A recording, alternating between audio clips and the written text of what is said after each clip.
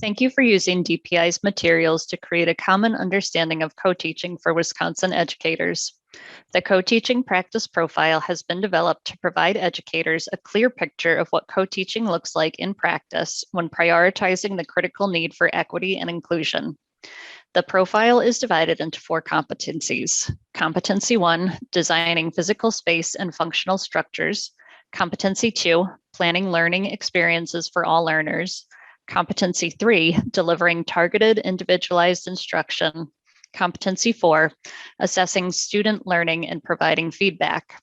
This presentation will focus on the second competency, planning learning experiences for all learners.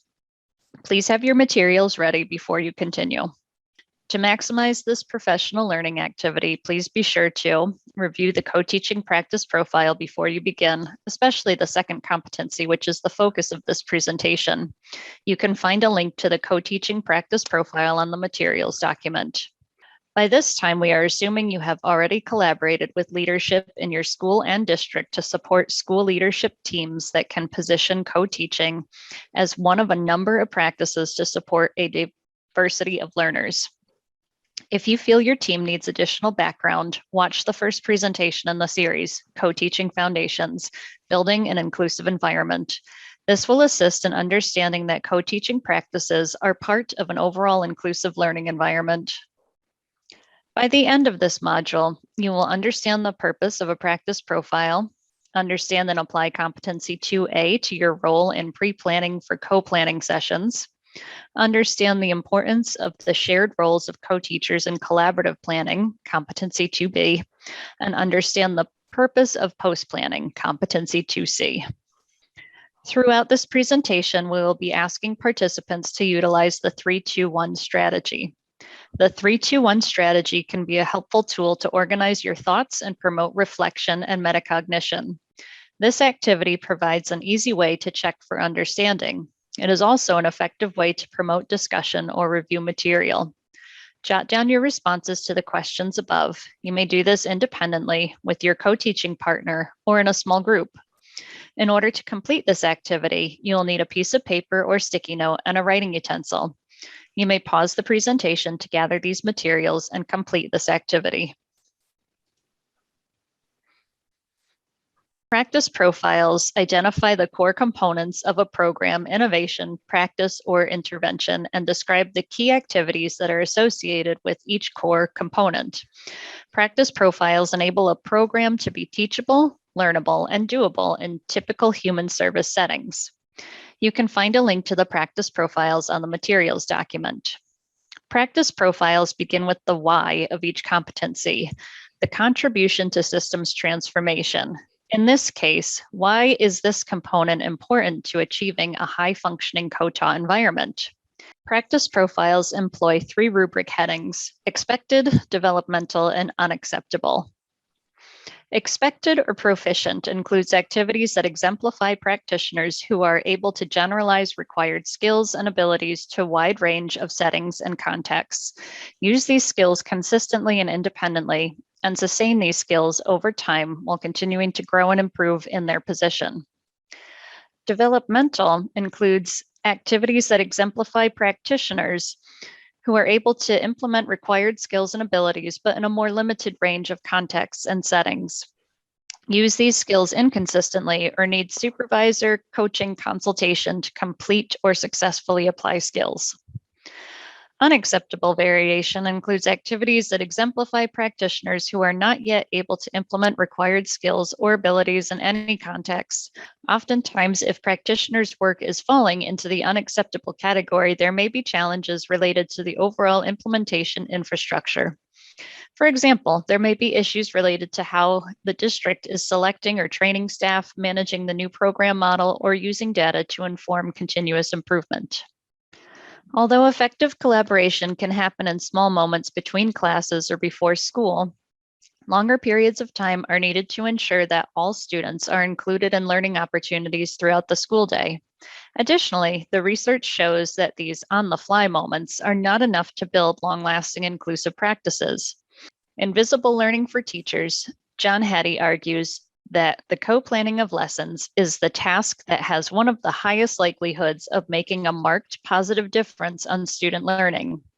When two teachers co-plan, they not only address the readiness of learners to access important instructional objectives, but also discuss and negotiate what the instructional goals and objectives are for the class of learners as a whole. How two teachers co-plan together must also be discussed by co-teaching partners. Be sure to review the contributions to co-teaching practice on your practice profile.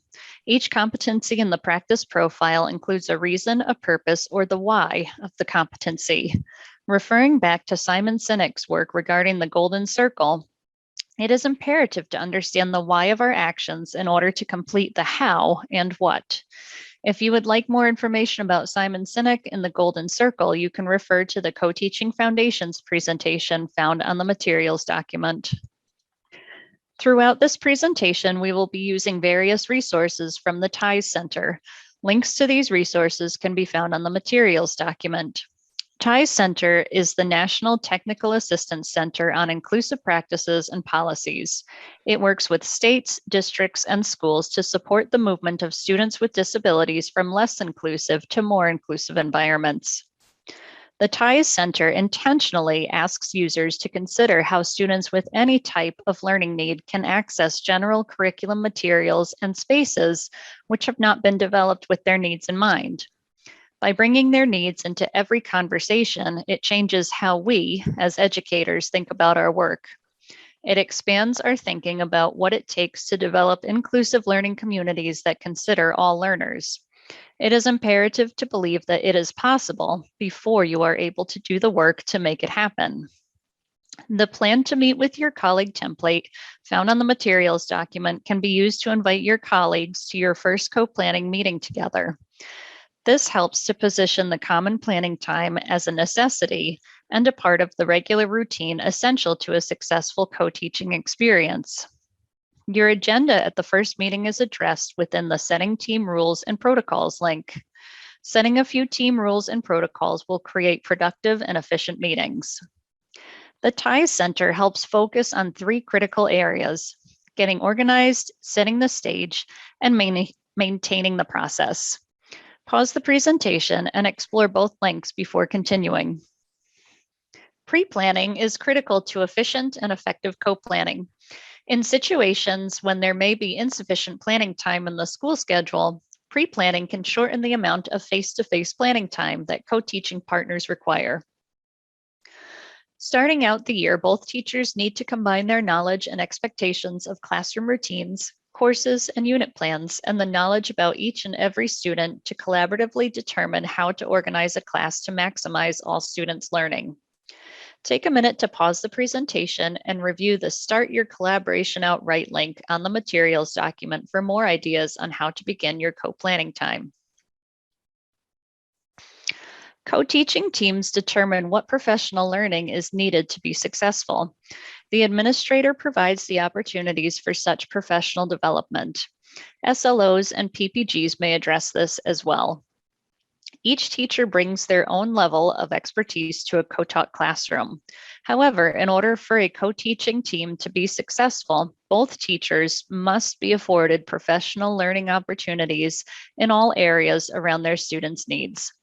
For example, if a student requires the use of an augmentative or alternative communication device, both teachers should be trained in how to program and troubleshoot the device, as well as understand how the student is expected to use the device. As you continue this presentation, think about potential areas in which you or your co-partner may need more professional development. Both co-teaching partners should have an adequate understanding of each learner's unique needs.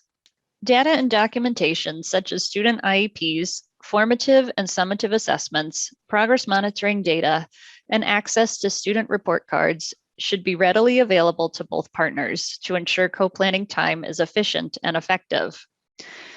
In a co-teaching partnership, both teachers have access to student data and IEPs. Having access to student data without parental consent is not a breach of confidentiality in certain situations. According to the Wisconsin Department of Public Instruction's Student Records and Confidentiality document, pupil records must be made available to persons employed by the school district who are DPI licensed and who are determined by the school board to have legitimate educational interests. In other words, school districts should give any teacher access to students' records who have direct contact with the student. Having learners in a co-taught class creates a legitimate educational interest. Remember that those same records must remain confidential between the two teachers and should not be shared with other staff in the building who do not have direct contact with the learners. Take a few minutes to pause the presentation and discuss these questions together. If you are viewing the presentation alone, think about how you and your partner are currently sharing and collecting data.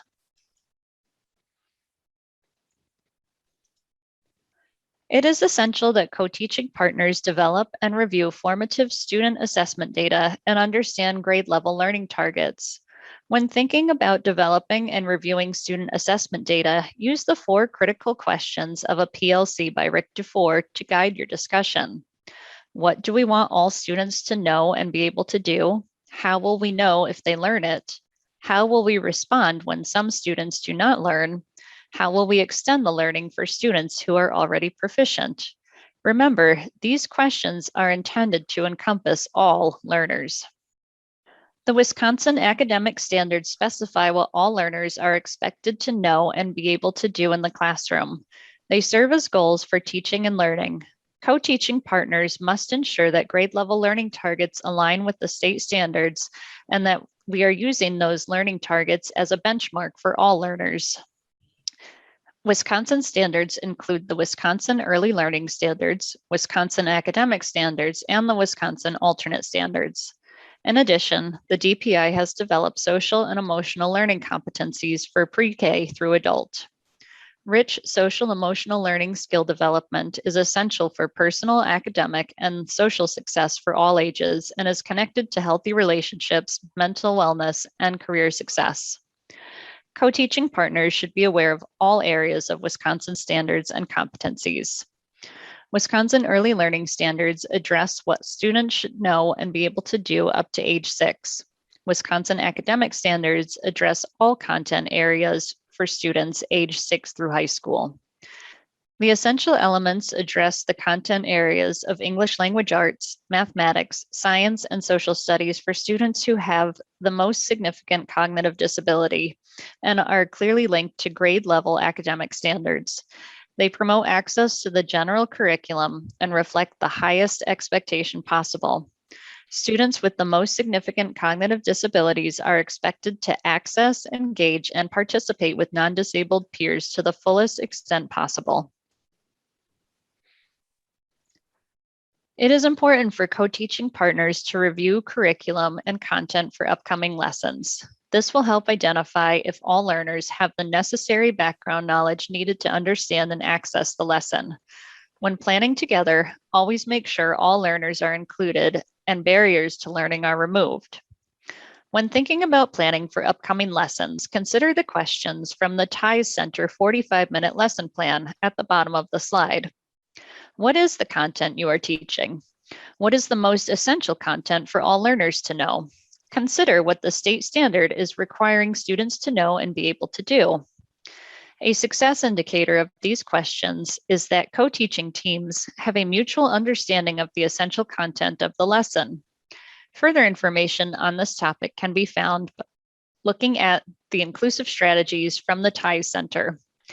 Click the link on the materials document to access their webpage. This slide illustrates an example of forward design planning versus backward design planning. Forward design is when the activity or task is the same for all students, but the goals or outcomes are varied. When using backward design for planning, you are expecting all students to achieve the same goal. However, you are providing differentiated activities based on student needs and strengths. This will ensure all students will master the goal.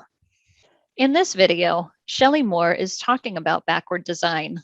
Think about how co-teaching teams use backward design to be more responsive to students. The first step in making curriculum responsive is to make a plan and know what curricular goals we are aiming to hit. This video also emphasizes the importance of communicating clear goals to students and their families, because if the learning intention is clear, a team can figure out multiple ways to get there. Take a moment to pause the presentation and watch a brief video by Shelley Moore on backward design. The link to this video can be found on the materials document.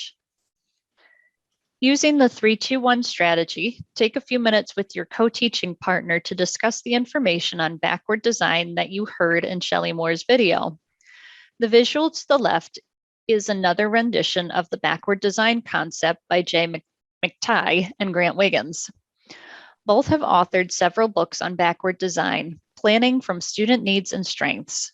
Some of those books can be found on the materials document.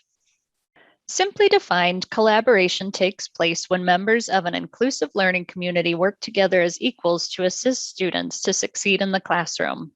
In co-planning sessions, it is helpful to remember that inclusive strategies should always be considered. Take a moment to look at inclusive strategies from the TIES Center, located on the materials document. In order for co-teachers to maximize their collaboration, it is essential that they co-plan with one another on a regular scheduled basis. In order for co-teaching partners to successfully plan co-taught lessons, building administrators should be prepared to support a minimum of 30 minutes daily in which co-teaching partners can have a dedicated co-planning time. Often, building administrators may not have the background to understand co-teaching planning needs. Co-teachers may need to advocate for this time. You can find a sample email from the TIES Center on the materials document for requesting common planning time. During co-planning, partners work together to finalize the different aspects of the lesson to be taught. We will cover a potential co-planning structure more in depth in the next few slides. During co-planning, partners work together to develop and format the different aspects of the lesson to be taught. Finalizing the lesson plans can be done asynchronously.